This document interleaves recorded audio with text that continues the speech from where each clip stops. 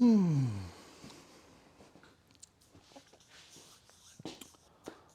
back to the garage today. We're going to be working on Mannys Sportster again today. If you haven't seen the first part of this kind of work series, go back, check that out. But today's video, we're going to be actually starting on the exhaust install. And on top of that, I'm going to be pulling the carburetor, and we're going to be taking 3 carbs, stealing some parts, and making 1 good carb for this bike. In the past, Mannys idle has always been pretty high and aggressive. I did find out that the bike was running extremely hot, so hopefully fixing some of this fueling issue will resolve some of that. We've got new header gaskets to install, and yeah, we're going to see if we can get this bike put together, figure out what kind of jets it needs. I think I have a rough idea. So let me walk you through the carb situation we got going on. Alrighty, so what we have here is the original carburetor that was on his motorcycle. Now, he said this one had a detrimental failure, so I'll have to figure that out. It looks like the float is hanging out over here, and then it looks like I've got a main jet over here. It's a 170, and then there's a couple broken parts here. So don't know what's going on over there. I picked up this carburetor from a garage sale for $10. Actually, still have the sticker here. So we were going to use this carburetor, but there's one thing. It has the plastic fuel inlet, and it even looks like somebody might have Gorilla Glued it in. I don't know. That doesn't look like something the factory would do. His, on the other hand, has the nice brass inserted one. Now, the carburetor that's on Mannys' bike is actually a Amazon special.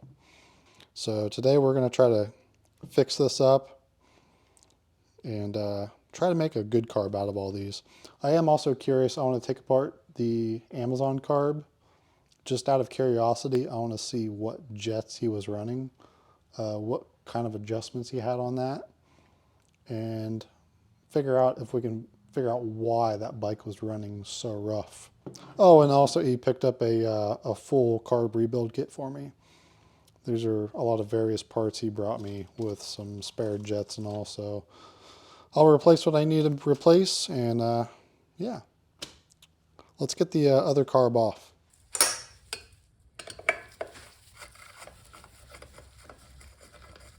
Now, I've already had this once off, just to kind of take a gander at seeing what I was going to be dealing with. He is running a oiled uni filter. All this oil in here. But that's not from the uni filter. It's all from these ports. He has breather, basically brass breather tubes just going straight into his intake and just blowing out everywhere. And if you've ever dealt with the breather systems on these bikes, they just blow it everywhere. Typically, these will be recirculated back into your intake, and then you get all of this garbage running into your intake. So what I'd like to do, go get some elbows, drop these down, and we'll probably run a tube down. It'd be a better way. Another thing we realize is there's just an open cavity over here. If you can see this. I'll plan on finding something to fill that in with. He has a plastic plug here as well. I would weld this plate, but it's aluminum, and I haven't bought an aluminum welder yet, unfortunately. I really would like to. It's on the list.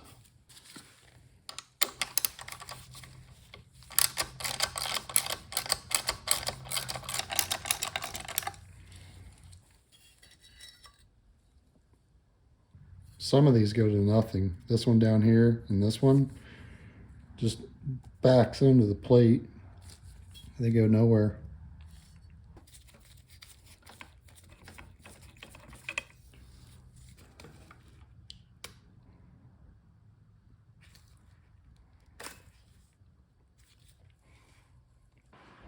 Alright, so here we go. We have one that's clearly a Harley one. This is the garage sale special. Mannys, Harley, and then the Amazon special. So I'm actually surprised it does have a brass fuel inlet, but there's no discernible markings. This was his idle adjuster, so that's an interesting creation. Very interesting. He said he wants to keep this, so. All right, so a couple things that have kind of thrown a wrench in my works. This whole custom piece here that was on the bike, I figured out they had to do this because the previous owner switched over the handlebars to a 7/8 bar setup and wanted to run 7/8 grips, throttle cables, everything. So the cables and everything do not work with the factory setup like so. So all of this would be wrong. So I'm just poking around looking at things, and hopefully you can see it back in here. Look at that. His manifold bolts aren't even tight. Either one. That might explain some of the other issues maybe he's having. And yet, another broken part right there. So, this whole carb is ruined. So that one's junk. I'm going to call Manny and find out what he would like to do.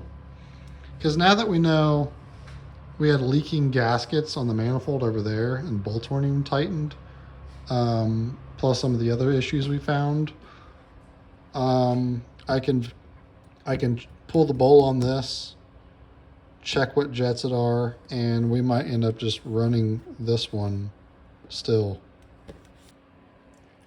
All right, so I took apart the Amazon carb, and it's actually running the 42 and 170 jet I was going to run. So I think I want to slap this back together. This carb needs a whole new fuel inlet, and this carb is a paperweight essentially because an essential part is broken. So this whole carb is worthless at this point. Not the easiest bolts to get to. I'm going to tighten them up first, and then we'll see if it leaks. And then if it does, I'll go through the actual effort of taking it all apart, which I really don't want to do, but we'll see. Cross your fingers. All right, let's throw it all back together. Gotta love custom work when it never had to be customized in the first place.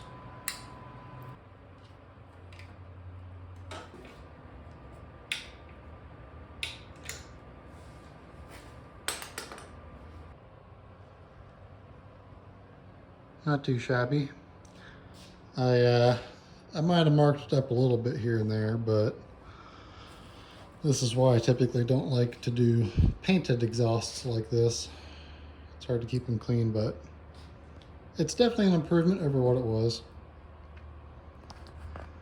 So I'm currently waiting on some hoses for the breather bolts. All right, so for a temporary solution, I'm going to go ahead and leave the plug that was already in this. And I found a bolt that actually threads into this one. And I've got it cranked down actually. It might be cross threading.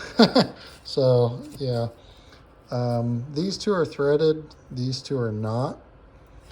And if I take the filter and lay it over, you can see that one falls on the outside and this one actually gets covered up by the filter. So I guess it's not as imperative to get this one filled, but these two I wanted to block off. Now I think I'm going to basically clean this filter off and get rid of all the oil on it and then recoat it.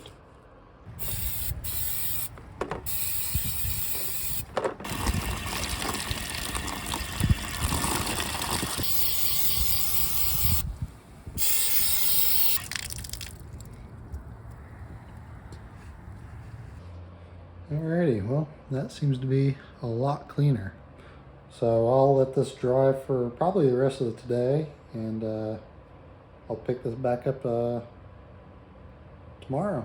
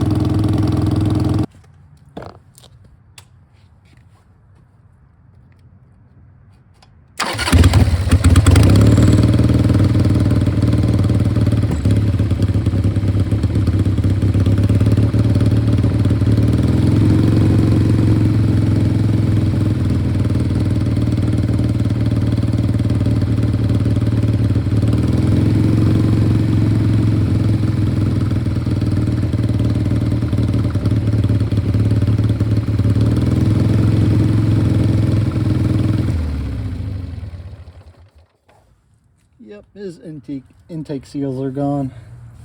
They're just sucking in as much air as they can get. So now I know that the intake seals are bad. I get to wait for this to cool off, pull the entire carb and everything off, and try to see if I can get the intake manifold off. And then luckily his carb rebuild kit came with new intake seals.